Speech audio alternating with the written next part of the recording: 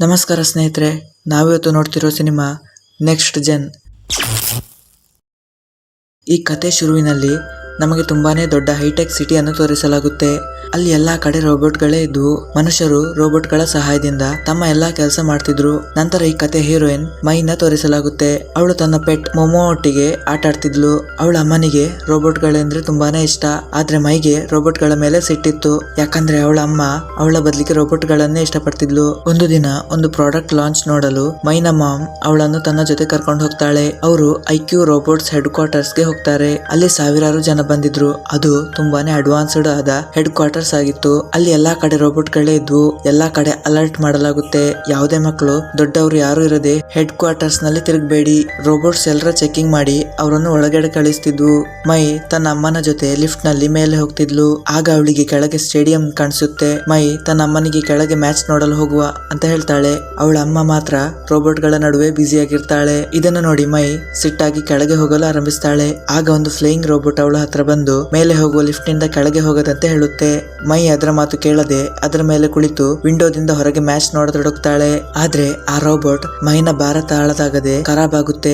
ಇಬ್ರು ಈಗ ಕೆಳಗೆ ಬೀಳ್ತಾರೆ. ಮೈ ಒಬ್ಬಂಟಿಯಾಗಿರುವುದು ನೋಡಿ ಒಂದು ಸೆಕ್ಯೂರಿಟಿ ರೋಬೋಟ್ ಅವಳ ಹತ್ರ ಬರುತ್ತೆ. ಅವಳನ್ನು ತನ್ನ ಜೊತೆ ಬರಲು ಹೇಳುತ್ತೆ. ಮೈ ಇದರಿಂದ ತಪ್ಪಿಸಿಕೊಂಡು ಅಲ್ಲಿಂದ ಓಡಲು ಆರಂಭಿಸ್ತಾಳೆ. ಅಲ್ಲಿ ಹಾಲ್ ನಲ್ಲಿ ಒಂದು ಸೀಕ್ರೆಟ್ ಪೈಪ್ ಮೂಲಕ ಹೋಗುತ್ತಾ ಒಂದು ಲ್ಯಾಬ್ ಒಳಗೆ ತಲುಪ್ತಾಳೆ. ಆ ಜಾಗದಲ್ಲಿ ಒಬ್ಬ ಸೈಂಟಿಸ್ಟ್ ನ ನೋಡ್ತಾಳೆ. ಆತನ ಹೆಸರು ಡಾಕ್ಟರ್ ಟ್ಯಾನರ್ ರೈಸ್ ಆಗಿತ್ತು. ಅವನು ತನ್ನ ಸೀಕ್ರೆಟ್ ರೋಬೋಟ್ 7723 ಜೊತೆ ಮಾತಾಡ್ತಿದ್ದ ಮತ್ತು ಅಲ್ಲಿಂದ ಹೋಗಿ ಬಿಡ್ತಾನೆ. ಮೈ ಈಗ ಹೊರಗೆ ಬಂದು ಆ ರೋಬೋಟ್ ನ ನೋಡ್ತಾಳೆ. ಬೈ ಮಿಸ್ ಆಗಿ ಅದು ಅವಳಿಂದ ಆನ್ ಆಗುತ್ತೆ. 77 ಆಕ್ಟಿವೇಟ್ ಆಗುತ್ತಿದ್ದಂತೆ ಅವಳನ್ನು ನೋಡುತ್ತೆ. ಇಬ್ರು ಮಾತಾಡ್ತಿರುವ ಹಾಗೆ ಅಲ್ಲಿಗ ಸೆಕ್ಯೂರಿಟಿ ರೋಬೋಟ್ ಬಂದು ಮೈನ ಬಲವಂತವಾಗಿ ಎಳ್ಕೊಂಡು ಹೋಗುತ್ತೆ. ಅವಳ ಬ್ಯಾಗ್ ಈಗ ಅಲ್ಲಿ ಉಳಿಯುತ್ತೆ. ಮೈ ತನ್ನ ಬ್ಯಾಗ್ ಪಡೆಯಲು ತುಂಬಾನೇ ಚೀರಾಡ್ತಾಳೆ. ರೋಬೋಟ್ ಅವಳ ಮಾತು ಕೇಳದೆ ಅವಳ ಅಮ್ಮನ ಹತ್ರ ಬಿಟ್ಟು ವಾಪಸ್ ಹೋಗುತ್ತೆ. ಅಲ್ಲಿ ಅವಳ ಮಾಮ್ ಜೊತೆ ತುಂಬಾನೇ ಜನರು ಎಕ್ಸೈಟ್ ಆಗುತ್ತಾ ಹೊಸ ಲಾಂಚ್ ಗಾಗಿ ಕುತೂಹಲದಿಂದ ಕಾಯ್ತಿದ್ರು. ಎಲ್ಲರೂ ಜಸ್ಟಿನ್ ಪಿನ್ ನ ನೋಡಿ ಮತ್ತಷ್ಟು ಖುಷಿಗೊಳ್ತಾರೆ. ಜಸ್ಟಿನ್ ಪಿನ್ ಐಕ್ಯೂ ರೋಬೋಟಿಕ್ಸ್ ನ ಸಿಇಒ ಆಗಿದ್ದ. ಅವನು ಎಲ್ಲರಿಗೂ ಫ್ಯೂಚರ್ ನ ಇನ್ನೂ ಒಳ್ಳೆಯದು ಮಾಡ್ತೇನೆ ಅಂತ ಹೊಸ ಜನರೇಷನ್ ರೋಬೋಟ್ ಕ್ಯೂ ರೋಬೋಟ್ಸ್ ನ ಲಾಂಚ್ ಮಾಡ್ತಾನೆ. ಅದನ್ನು ನೋಡಿ ಎಲ್ಲರೂ ಖುಷಿಯಲ್ಲಿ ಹುಚ್ಚರಂತಾಗಿ ಬಿಡ್ತಾರೆ. ಜಸ್ಟಿನ್ ಒಂದು ಸ್ಪೀಚ್ ಕೊಡುತ್ತಾ ಎಲ್ರಿಗೂ ಫ್ರೀ ಆಗಿ ಒಂದೊಂದು ಜೆನೆಸಿಸ್ ರೋಬೋಟ್ ಅಂದ್ರೆ ಕ್ಯೂ ರೋಬೋಟ್ ಕೊಡೋದಾಗಿ ಸಿಹಿ ಸುದ್ದಿ ಕೊಡ್ತಾನೆ. ಜನರು ಇದನ್ನು ಕೇಳುತ್ತಿದ್ದಂತೆ ಮತ್ತಷ್ಟು ಹುಚ್ಚರಂತಾಗಿ ಬಿಡ್ತಾರೆ. ಸ್ವಲ್ಪ ಜನ ಅವನ ಆಟೋಗ್ರಾಫ್ ತೆಗೆದುಕೊಳ್ಳಲು ಮುಗಿಬಿದ್ರೆ ಇನ್ನಷ್ಟು ಜನ ಅವನ ಜೊತೆ ಸೆಲ್ಫಿಗಾಗಿ ಮುಗಿಬೀಳ್ತಾರೆ. ತನ್ನ ಸ್ಪೀಚ್ ಕಂಪ್ಲೀಟ್ ಮಾಡಿ ಜಸ್ಟಿನ್ ಅಲ್ಲಿಂದ ಲ್ಯಾಬ್ ನತ್ತ ಓಡ್ತಾನೆ. ಲ್ಯಾಬ್ ನಲ್ಲಿ ಡಾಕ್ಟರ್ ರೈಸ್ ತುಂಬಾನೇ ಚಿಂತೆಯಲ್ಲಿರೋದನ್ನು ನೋಡ್ತಾನೆ. ಡಾಕ್ಟರ್ ರೈಸ್ ಅವನಿಗೆ ಹೇಳಲು ಪ್ರಯತ್ನ ಮಾಡ್ತಾರೆ. ಈಗ ಅವನು ಜೆನೆಸಿಸ್ ಲಾಂಚ್ ಮಾಡಬಾರ್ದು, ಯಾಕಂದ್ರೆ ಅದರಲ್ಲಿ ಇರುವ ಕೆಲವೊಂದು ವಿಷಯಗಳು ಸರಿ ಮಾಡಬೇಕಾಗಿದೆ. ಜಸ್ಟಿನ್ ಅವರ ಮಾತು ಕಿವಿಗೆ ಹಾಕೊಳ್ಳುವುದಿಲ್ಲ. ಡಾಕ್ಟರ್ ಟೆನ್ಷನ್ ಅಲ್ಲಿ ಲ್ಯಾಬ್ ರೂಮ್ ನತ್ತ ಹೋಗ್ತಾರೆ. ಅಲ್ಲಿಯ ದೃಶ್ಯ ನೋಡಿ ದಂಗಾಗಿ ಬಿಡ್ತಾರೆ. ಅವರ ಸೀಕ್ರೆಟ್ ರೋಬೋಟ್ 77 ಅಲ್ಲಿಂದ ಓಡಿ ಹೋಗಿತ್ತು. ನಂತರ 77 ನ ತೋರಿಸಲಾಗುತ್ತೆ. ಅದು ಮೈನ ಬ್ಯಾಗ್ ವಾಪಸ್ಸು ಮಾಡಲು ಅವಳನ್ನು ಹುಡುಕ್ತಿತ್ತು. ಅದೇ ಕ್ಷಣ ಅದಕ್ಕೆ ಹೊರಗೆ ಮೈ ಕಾಣಿಸ್ತಾಳೆ. ಅದು ಅವನಿಗೆ ಬ್ಯಾಗ್ ಕೊಡಲು ಹೋಗುತ್ತೆ ಅನ್ನುವಾಗ ಅಲ್ಲಿಗೆ ಸೆಕ್ಯೂರಿಟಿ ರೋಬೋಟ್ ಬಂದು ಅದನ್ನು ತಡೆಯಲು ಪ್ರಯತ್ನ ಮಾಡುತ್ತೆ. ಆದ್ರೆ 77 ಅದರ ಮಾತು ಕೇಳದೆ 2 ಭಾಗವಾಗಿ ಅದನ್ನು ತುಂಡು ಮಾಡುತ್ತೆ. ಮೈ ಇದ್ದ ಗಾಡಿನ ಹಿಂಬಾಲಿಸಲು ತೊಡಗುತ್ತೆ. ದಾರಿಯಲ್ಲಿ ಅದು ಸ್ಪೀಡ್ ಆಗಿ ಹೋಗೋದು ನೋಡಿ ಎಲ್ಲಾ ಸೆಕ್ಯೂರಿಟಿ ರೋಬೋಟ್ಸ್ ಅದನ್ನು ತಡೆಯಲು ಪ್ರಯತ್ನ ಮಾಡುತ್ತವೆ. ಆದ್ರೂ ಅದು ಎಲ್ಲೂ ನಿಲ್ಲದೆ ಆ ರೋಬೋಟ್ಸ್ ಗಳನ್ನು ಹೊಡೆಯುತ್ತಾ ಮುರಿಯುತ್ತಾ ಮುಂದೆ ಸಾಗುತ್ತಿರುತ್ತೆ. ಅದರ ಮೇಲೆ ಎಲ್ಲಾ ಕಡೆಯಿಂದಲೂ ಸೆಕ್ಯೂರಿಟಿ ರೋಬೋಟ್ಸ್ ಗಳು ದಾಳಿ ಮಾಡಲು ಶುರು ಮಾಡುತ್ತೆ. 77 ತನ್ನ ಗನ್ನಿಂದ ಎಲ್ಲಾ ರೋಬೋಟ್ ಗಳನ್ನು ಕೊಲ್ಲತೊಡಗುತ್ತೆ. ಇದರಿಂದ ಎಲ್ಲಾ ಕಡೆ ವಿಧ್ವಂಸವಾಗುತ್ತೆ. ರೋಬೋಟ್ ಗಳ ನಾಶದಿಂದ ಬ್ಲಾಸ್ಟ್ ಆಗತೊಡಗುತ್ತೆ. 77 ಎಲ್ಲದರಿಂದಲೂ ತಪ್ಪಿಸಿಕೊಂಡು ಮುಂದೆ ಹೋಗುತ್ತಾ ಆದ್ರೆ ಕೆಲವು ರೋಬೋಟ್ ಗಳ ಅಟ್ಯಾಕ್ ನಿಂದ ಅದರ ಎದುರು ಇದ್ದ ಬ್ರಿಡ್ಜ್ ಮುರಿಯುತ್ತೆ ಮತ್ತು ಅದು ಕೆಳಗೆ ಬೀಳುತ್ತೆ. ರಾತ್ರಿ ವೇಳೆ 77 ಗೆ ಪ್ರಜ್ಞೆ ಬರುತ್ತೆ. ತನ್ನ ಲೇಸರ್ ಸಹಾಯದಿಂದ ಭಗ್ನಾವಶೇಷಗಳ ಜಾಗದಿಂದ ಹೊರಬರುತ್ತೆ. 77 ಈಗ ಹೆಚ್ಚು ಡ್ಯಾಮೇಜ್ ಆಗಿತ್ತು. ಆದ್ರೂ ಅದು ತನ್ನನ್ನು ತಾನು ರಿಪೇರಿ ಮಾಡಿಕೊಳ್ಳುತ್ತೆ. ಮಾತ್ರ ಅದರ ಮೆಮೊರಿ ಕೋರ್ ಪಾರ್ಟ್ ಮುರಿದಿತ್ತು. ಇದರಿಂದಾಗಿ ಅದು ತನ್ನ ಮೆಮೊರಿ ಸ್ಟೋರೇಜ್ ಅನ್ನು ಡಸ್ಟ್ ಬಿನ್ ಗೆ ಬಿಸಾಡುತ್ತೆ.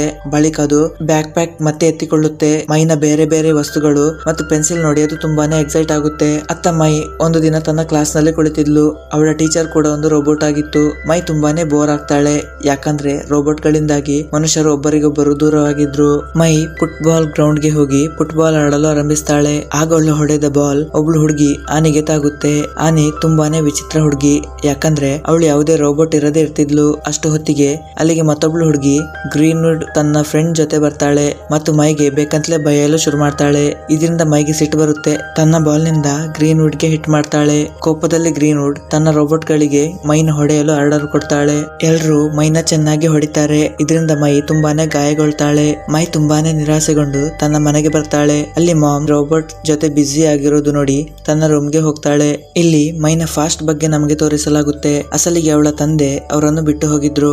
ಇದರಿಂದ ಅವಳ ಮಾಮ್ ಒಬ್ಬಂಟಿಯಾಗಿದ್ಲು. ಈ ಒಬ್ಬಂಟಿತನ ದೂರ ಮಾಡಲು ಮೈನ ಮಾಮ್ ಒಂದು ರೋಬೋಟ್ ಮನೆಗೆ ತಂದಿದ್ಲು. ಆದ್ರೆ ಮೈಗಿಂತ ಹೆಚ್ಚಾಗಿ ಅವಳು ರೋಬೋಟ್ ನ ಇಷ್ಟಪಡಲು ಆರಂಭಿಸಿದ್ಲು. ಹೀಗಾಗಿ ಮೈ ಒಬ್ಬಂಟಿಯಾದ್ಲು. ಅವಳು ರೋಬೋಟ್ ಗಳನ್ನು ದ್ವೇಷ ಮಾಡ್ತಿದ್ಲು.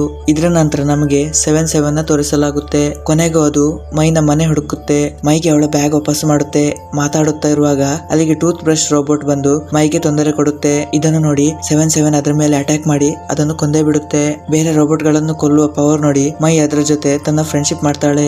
ಅದಕ್ಕೆ ತನ್ನ ಮನೆ ಸ್ಟೋರ್ ರೂಮ್ ನಲ್ಲಿ ಇರಲು ಹೇಳ್ತಾಳೆ. ಇನ್ನೊಂದೆಡೆ ಐಕ್ಯೂ ರೋಬೋಟಿಕ್ಸ್ ಫ್ಯಾಕ್ಟರಿಯಲ್ಲಿ ಜಸ್ಟಿನ್ ನ ಜೆನೆಸಿಸ್ ರೋಬೋಟ್ ಗಳ ಪ್ರೊಡಕ್ಷನ್ ಕೆಲಸ ನಡೀತಿತ್ತು. ನಂತರ ನಮಗೆ ಜಸ್ಟಿನ್ ನ ತೋರಿಸಲಾಗುತ್ತೆ. ಅವನು ಡಾಕ್ಟರ್ ರೈಸ್ ನ ತನ್ನ ಹತ್ರ ಕರೀತಾನೆ. ಅವನಿಗೆ ತುಂಬಾನೇ ಬೈತಾನೆ. ಯಾಕಂದ್ರೆ ಡಾಕ್ಟರ್ ರೈಸ್ ಅವನಿಗೆ ಹೇಳದೆ 7-7 ರೋಬೋಟ್ ನ ತಯಾರಿಸಿದ್ದ. ಮತ್ತು ಅವನು ಡಾಕ್ಟರ್ ರೈಸ್ ಗೆ ತೋರಿಸ್ತಾನೆ ಅವನು ತಯಾರಿಸಿದ ಜೆನೆಸಿಸ್ ರೋಬೋಟ್ ಎಷ್ಟೊಂದು ಖತರ್ನಾಕ್ ಅಂತ. ಜಸ್ಟಿನ್ ಇದನ್ನು ಯಾಕೆ ಮಾಡ್ತಿದ್ದ ಅಂದ್ರೆ ಅವನು ಭೂಮಿಯಿಂದ ಜನರ ಹೆಸರನ್ನ ಅಳಿಸಲು ಬಯಸಿದ್ದ. ಅತ್ತ ಮೈ 7-7 ಜೊತೆ ಗ್ರೀನ್ವುಡ್ ವಿರುದ್ಧ ತನ್ನ ಸೇಡು ತೀರಿಸಿಕೊಳ್ಳಲು ಹೋಗ್ತಾಳೆ. 7-7 ಅವಳ ರೋಬೋಟಿಕ್ಸ್ ಡಿಸ್ಟ್ರಾಯ್ ಮಾಡುತ್ತೆ. ಹೆದರಿದ ಗ್ರೀನ್ವುಡ್ ಮತ್ತು ಅವಳ ಫ್ರೆಂಡ್ಸ್ ಅಲ್ಲಿಂದ ಓಡ್ತಾರೆ. ಮೈ ಮತ್ತು 7-7 ಜೊತೆ ಈಗ ಒಳ್ಳೆ ಫ್ರೆಂಡ್ಶಿಪ್ ಆಗುತ್ತೆ. ಮೈಗೆ ಯಾವ ರೋಬೋಟ್ ಇಷ್ಟವಾಗಲ್ವೋ 7-7 ಗೆ ಆ ರೋಬೋಟ್ ಗಳ ಬಗ್ಗೆ ಹೇಳಿ ಡಿಸ್ಟ್ರಾಯ್ ಮಾಡಿಸ್ತಾಳೆ. 7-7 ನ ಮೆಮೊರಿ ಸ್ಟೋರೇಜ್ ಹೆಚ್ಚು ಇರೋದ್ರಿಂದ ಅದಕ್ಕೆ ಹಿಂದಿನ ಮತ್ತು ಬೇಡವಾದ ದೃಶ್ಯ ತನ್ನ ಮೆಮೊರಿಯಿಂದ ಡಿಲೀಟ್ ಮಾಡಬೇಕಾಗುತ್ತೆ. ಆದ್ರೆ ಅದು ಮೈನ ಎಲ್ಲಾ ಮೆಮೊರೀಸ್ ಜಾಗ್ರತೆಯಾಗಿ ಇಟ್ಕೊಳ್ಳುತ್ತೆ.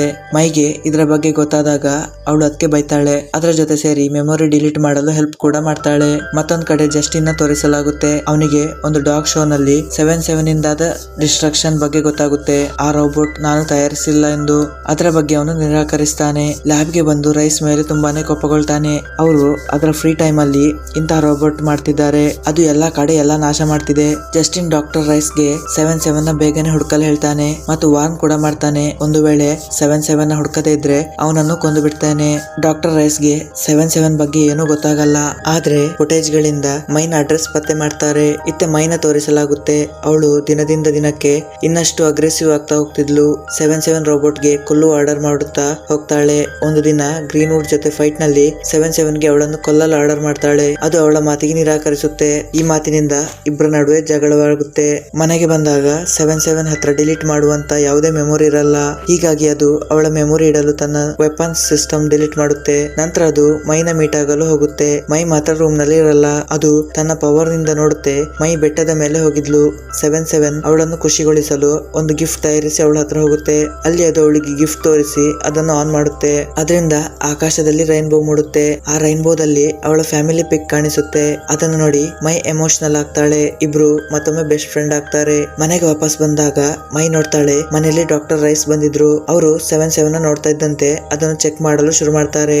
ಅದರ ಒಳಗೆ ಮೆಮೊರಿ ಫೋಲ್ಡ್ ಒಂದನ್ನು ವಾಪಸ್ ಇನ್ಸರ್ಟ್ ಮಾಡ್ತಾರೆ. ಮೈ ಮತ್ತು ಅವಳ ಮಾಮ್ ಹೇಳಿದಾಗ ಅವರು ಹೇಳ್ತಾರೆ ಜಸ್ಟಿನ್ ನ ಯೋಚನೆಗಳು ಸರಿ ಇಲ್ಲ. ಅವನು ಎಲ್ಲರನ್ನು ಕೊಲ್ಲ ಬಯಸ್ತಾನೆ. ಹಾಗಾಗಿ ಡಾಕ್ಟರ್ ರೈಸ್ ಮನುಷ್ಯನ ಉಳಿಸಲು 7-7 ಕ್ರಿಯೇಟ್ ಮಾಡಿದ್ದಾರೆ. ಅದರಲ್ಲಿ ವೆಪನ್ಸ್ ಇವೆ. ಅಸಲಿಗೆ ಇವರ ಎಲ್ಲಾ ಮಾತುಗಳನ್ನು ಅಲ್ಲೇ ಮೂಲೆಯಲ್ಲಿ ನಿಂತ ಜಸ್ಟಿನ್ ಕೂಡ ಕೇಳ್ತಿದ್ದ. ಅವನು ತನ್ನ ಜೈಂಟ್ ರೋಬೋಟ್ ಆರಿಸ್ ಗೆ ಎಲ್ಲರ ಮೇಲೆ ಅಟ್ಯಾಕ್ ಮಾಡಲು ಆರ್ಡರ್ ಕೊಡ್ತಾನೆ. ಈ ಕಾರಣದಿಂದ ಅಲ್ಲಿ ಫೈಟ್ ಶುರು ಆಗುತ್ತೆ. ಡಾಕ್ಟರ್ ರೈಸ್ ಅಲ್ಲಿಂದ ಓಡಿ ಹೋಗ್ತಾನೆ. ಆದ್ರೆ 7-7 ಅದರ ವೆಪನ್ ಸಿಸ್ಟಮ್ ಡಿಆಕ್ಟಿವೇಟ್ ಆಗಿತ್ತು. ಹಾಗಾಗಿ ಅದಕ್ಕೆ ಆ ರೋಬೋಟ್ ನ ತಡೆಯಲು ಸಾಧ್ಯವಾಗಲ್ಲ. ಜಸ್ಟಿನ್ ಮೈನ ಮಾಮ್ ನ ತನ್ನ ಜೊತೆ ಎಳ್ಕೊಂಡು ಹೋಗ್ತಾನೆ. ಇದನ್ನು ನೋಡಿ ಮೈಗೆ ಏನೂ ಅರ್ಥವಾಗಲ್ಲ. ಯಾಕೆ 7-7 ಆ ಜೈಂಟ್ ರೋಬೋಟ್ ಮೇಲೆ ಅಟ್ಯಾಕ್ ಮಾಡ್ತಿಲ್ಲ ಅಂತ. 7-7 ತುಂಬಾನೇ ಕಷ್ಟದಲ್ಲಿ ಮೈನ ರೋಬೋಟ್ ಗಳಿಂದ ಉಳಿಸುತ್ತೆ. ಮೈ ಮಾತ್ರ ಅದರ ಮೇಲೆ ತುಂಬಾನೇ ಸಿಟ್ಟುಗೊಳ್ತಾಳೆ. ಅದು ಮೈಗೆ ಹೇಳುತ್ತೆ ಮೆಮೊರಿ ಜಾಸ್ತಿ ಇರೋದ್ರಿಂದ ಅದರ ವೆಪನ್ ಸಿಸ್ಟಮ್ ಶಾಶ್ವತವಾಗಿ ಡಿಲೀಟ್ ಆಗಿದೆ. ಒಂದು ವೇಳೆ ಮತ್ತೆ ಅದು ತನ್ನ ಸಿಸ್ಟಮ್ ಆನ್ ಮಾಡಿದ್ರೆ ಅದರ ಪೂರ್ತಿ ಸಿಸ್ಟಮ್ ಸರಿಯಾಗುತ್ತೆ. ಅದಕ್ಕೆ ಯಾರ ಸೈಡ್ ಇದೆ ಅನ್ನೋದು ಕೂಡ ಗೊತ್ತಾಗುದಿಲ್ಲ. ಮೈ ಅದರ ಯಾವ ಮಾತುಗಳನ್ನು ಕೇಳದೆ ಅದಕ್ಕೆ ತುಂಬಾನೇ ಬೈತಾಳೆ ಮತ್ತು ಒಬ್ಬಳೇ ಮಾಮ್ನ ಹುಡುಕುತ್ತಾ ಹೆಡ್ ಕ್ವಾರ್ಟರ್ಸ್ ಗೆ ಹೋಗ್ತಾಳೆ. ಮೈ ಹೆಡ್ ಕ್ವಾರ್ಟರ್ಸ್ ಗೆ ತಲುಪ್ತಿದ್ದಂತೆ 7-7 ಕೂಡ ಅವಳ ಹಿಂದೆ ಬರುತ್ತೆ. ಇಬ್ರು ರೋಬೋಟ್ ಗಳೊಂದಿಗೆ ಫೈಟ್ ಮಾಡಲು ಶುರು ಮಾಡ್ತಾರೆ. 7-7 ಮತ್ತು ಮೈ ಇಬ್ರು ಮತ್ತೆ ಫ್ರೆಂಡ್ ಆಗ್ತಾರೆ. ಇಬ್ರು ಮೈನ ಮಾಮ್ ಬಚಾವ್ ಮಾಡಲು ಹೋಗ್ತಾರೆ. ಡಾಕ್ಟರ್ ರೈಸ್ ಇವರಿಗೆ ಅಲ್ಲಿ ಸಿಗ್ತಾರೆ. ಅವರು ಜಸ್ಟಿನ್ ಅಸಲಿ ಎತ್ತು ಮೈಗೆ ಹೇಳಲು ಆರಂಭಿಸ್ತಾರೆ. ಅದೇ ಕ್ಷಣ ಜಸ್ಟಿನ್ ಮತ್ತು ಅವನ ರೋಬೋಟ್ಸ್ ಅಲ್ಲಿಗೆ ಬರುತ್ತೆ. ಜಸ್ಟಿನ್ ತನ್ನ ಗನ್ನಿಂದ ಡಾಕ್ಟರ್ ರೈಸ್ ನ ಕೊಂದು ಬಿಡ್ತಾನೆ. ಮೈ ಮೇಲೆ ದಾಳಿ ಮಾಡಲು ಹೋಗ್ತಾನೆ. 7-7 ಅಡ್ಡ ಬಂದು ಜಸ್ಟಿನ್ ನ ತಡೆಯುತ್ತೆ ಮತ್ತು ಇಬ್ರು ಕೆಳಗೆ ಸ್ಟೇಡಿಯಂಗೆ ಬೀಳ್ತಾರೆ. ಇಬ್ಬರ ನಡುವೆ ಫೈಟ್ ಆಗುತ್ತೆ. ಆದ್ರೆ ಜನರು ಈಗಲೂ ಜಸ್ಟಿನ್ ನ ಸೂಪರ್ ಹೀರೋ ಅಂತ ಭಾವಿಸ್ತಿದ್ರು. ಈಗ ಇಲ್ಲಿಗೆ ಜಸ್ಟಿನ್ ನ ರೋಬೋಟ್ ರೋಬೋಟ್ ಆರಿಸ್ ಕೂಡ ಬಂದು ಬಿಡುತ್ತೆ. 77 ಮತ್ತು ಆರಿಸ್ ನಡುವೆ ಫೈಟ್ ಶುರು ಆಗುತ್ತೆ. ಯಾರಿಗೆ ಇದೆಲ್ಲ ಏನಾಗ್ತಿದೆ ಅನ್ನೋದು ಅರ್ಥವಾಗಲ್ಲ. ಮೈ ತನ್ನ ಮಾಮ್ನ ಬಚಾವ್ ಮಾಡಲು ಸ್ಟೇಡಿಯಂನ ಕಂಟ್ರೋಲ್ ರೂಮ್ಗೆ ಹೋಗ್ತಾಳೆ. ಮಾಮ್ಗೆ ಹೇಳ್ತಾಳೆ, ನಾವು ಎಲ್ಲರನ್ನು ಬಚಾವ್ ಮಾಡಲು ಅವರನ್ನು ಸ್ಟೇಡಿಯಂ ನಿಂದ ಹೊರಗೆ ಹಾಕ್ಬೇಕು. ಇಲ್ಲಿಗೆ ಆಗ ಜಸ್ಟಿನ್ ಕೂಡ ಬಂದು ಹೇಳ್ತಾನೆ, ನಿನ್ನ ಮಾತನ್ನು ಯಾರು ನಂಬಲ್ಲ, ಯಾಕಂದ್ರೆ ಎಲ್ಲರೂ ರೋಬೋಟ್ ಗಳಿಗೆ ಗುಲಾಮರಾಗಿದ್ದಾರೆ. ಈ ರೋಬೋಟ್ ಗಳು ಸಾಮಾನ್ಯ ರೋಬೋಟ್ ಗಳು ಅಲ್ಲ, ಬದಲಿಗೆ ಬಾಂಬ್ಸ್. ಇವುಗಳ ಮೂಲಕ ನಾನು ಭೂಮಿಯಲ್ಲಿ ಮನುಷ್ಯರ ಹೆಸರನ್ನು ಅಳಿಸಿ ಹಾಕ್ತೇನೆ. ಮೈ ಅವನ ಎಲ್ಲಾ ಮಾತನ್ನು ಲೈವ್ ಮಾಡ್ತಾಳೆ. ಎಲ್ರಿಗೂ ಇಲ್ಲಿ ಗೊತ್ತಾಗುತ್ತೆ ಜಸ್ಟಿನ್ ಒಬ್ಬ ಕೆಟ್ಟ ಮನುಷ್ಯ ಅನ್ನೋದು. ಕೇವಲ ಇದು ಮಾತ್ರವಲ್ಲದೆ ಎಲ್ಲಕ್ಕಿಂತ ದೊಡ್ಡ ರಹಸ್ಯ ವಿಷಯ ಇದಾಗಿತ್ತು. ಅದು ಬೇರೆ ಏನೂ ಅಲ್ಲ, ಜಸ್ಟಿನ್ ಒಬ್ಬ ಒಳ್ಳೆ ಮನುಷ್ಯ ಆಗಿದ್ದ.